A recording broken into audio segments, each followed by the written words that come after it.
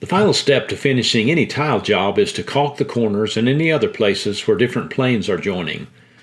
The reason for the caulk is that the grout is not flexible and so will break out of the corners over time. The caulk will also provide a watertight seal in the corner to protect against future water damage. I'll also caulk the top of all bullnose trim pieces where they are set against sheetrock. There's a lot of caulking to do and a lot of time will be spent doing it, but it is critical to do this well in order to give the job a tidy and crisp finish. This is the way they look before they're caulked, and this is the way they look after they're caulked.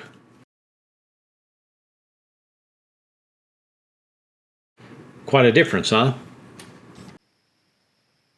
Here are all of the tools that you need to do a nice caulk job on a tile installation. In this case, I'm using a sanded caulk, which means it has sand granules in it to mimic the grout, which is also a sanded grout. They also carry different companies do latex, siliconized acrylic latex caulks that also are unsanded, and there are appropriate times to use those as well. The other tool you're going to need is your index finger, because you're going to use the tip of that finger to smooth the caulk. Next, I'm going to cut the tip of the caulk here now and give me a good place for it to flow from. Always start small. You can always make your cut a little bit larger, but you don't want to make it too big to begin with. So I'm cutting the tip at about a 45-degree angle. What I want is about 1/8 of an inch opening in the end of the tube of caulk. All right, so it's about right there. And I'm going to go ahead and trim off the little bit that's sticking out of the plastic on the top of the cut. All right, so I have an angle cut.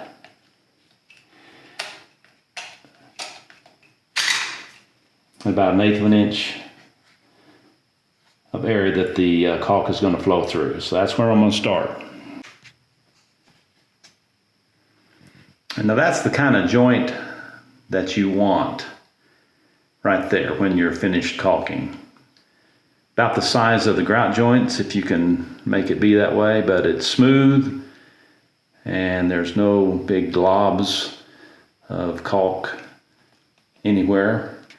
I'm going to intentionally screw this up here just to show you what oftentimes you see. Now, one of the things that's kind of annoying with caulks is that even if there's no pressure on the gun, still you get caulk oozing out.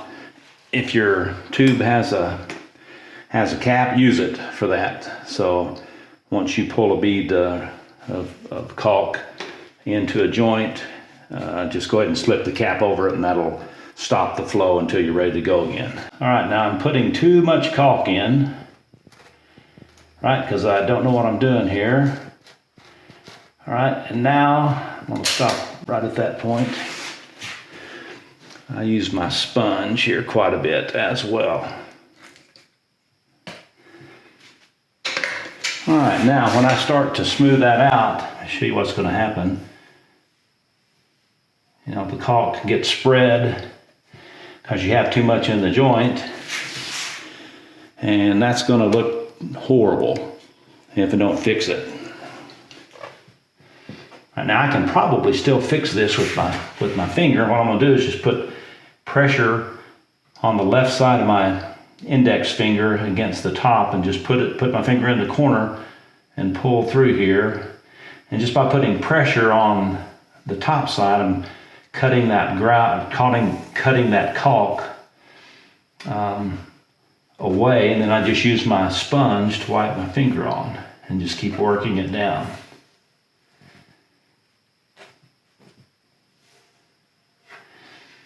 Okay. The only issue is that I've spread it, because I had so much in, I've spread it up onto the tile itself, so I can again just take a slightly damp finger and just wipe the caulk away as I go. You can see the pressure that I'm putting on with my fingertip as my finger kind of flexes there. So you're just trying to get rid of the stuff that shouldn't have been there in the first place. Okay, now I'm going to come back and do the same thing with putting pressure down on the floor level as I pull my finger through to try to cut away the excess caulk that I didn't need in that joint there as well. All right, so now you can see I've gotten it cut down. I thought I was going to have to maybe take a sponge and wipe it out, but I was able to clean it up enough to make it work. Okay, so now with a clean sponge, I'm ready to continue on.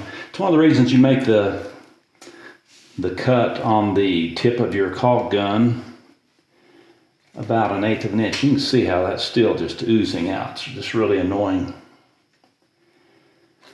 But you make it 1/8 of an inch thick so that you get a bead of caulk like that, which is easy to control once it's in the joint.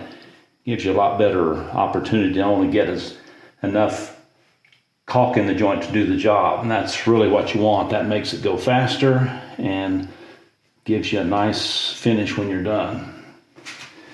So this time I'm going to run a bead of caulk that's just about the size of that I need, and I'll gauge my my speed of putting it in the joint just by how fast it's flowing.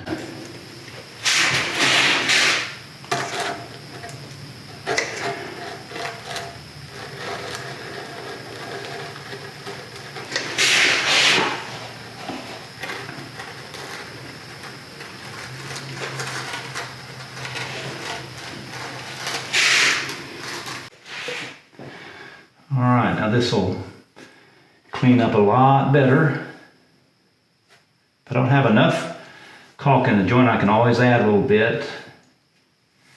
Sometimes, like in this case, don't have quite enough in that corner, but if I pull back the other direction, I'll pull a little caulk over that edge that needs to kind of be covered there. So I'll take care of that. Come back and just keep working. So as you can see, every time I make a pass about 2 or 3 inches, then I'll just wipe that excess caulk right off onto the sponge and keep going. And by the time I finish cleaning about 1 foot of the caulk, my sponge will be ready to change out as well. So that's literally all there is to caulking and getting a nice finish to your joint right there. I don't need masking tape. I don't need tools. Just my index fingertip and sponge, bucket of water. We're good to go. Doesn't get much better than that.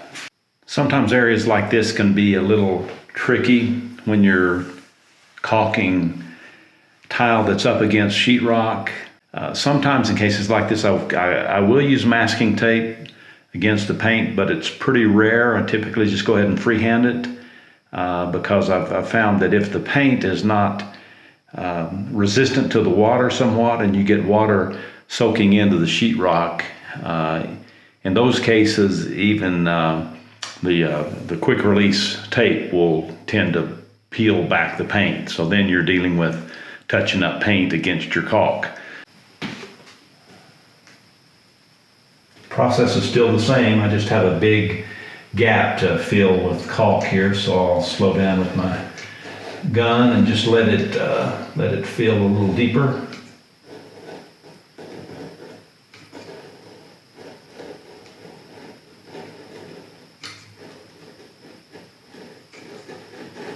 Or you can get shallow, I move a little quicker.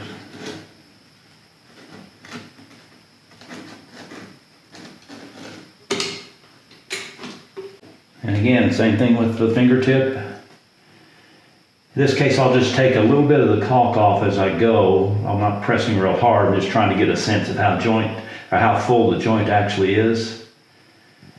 And then I'll just take off the top of it with my fingertip the first pass.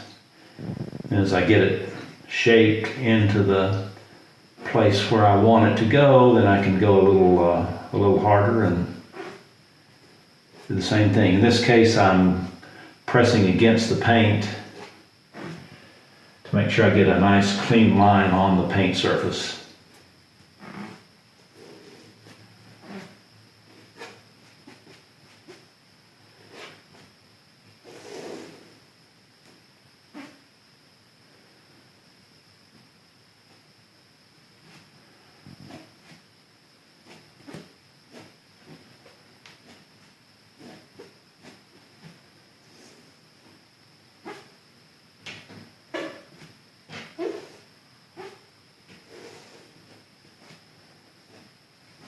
And that's the way that joint turned out.